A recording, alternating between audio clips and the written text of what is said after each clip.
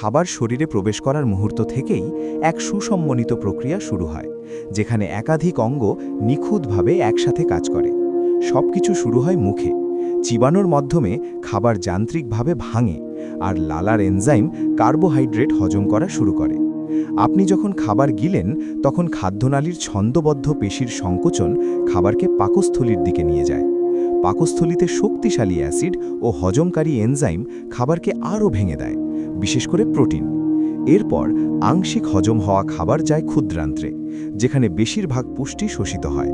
এখানে অগ্নাশয় হজমকারী এনজাইম ছাড়ে এবং যকৃৎ চর্বি হজমে সহায়তা করার জন্য পিত্তরস তৈরি করে।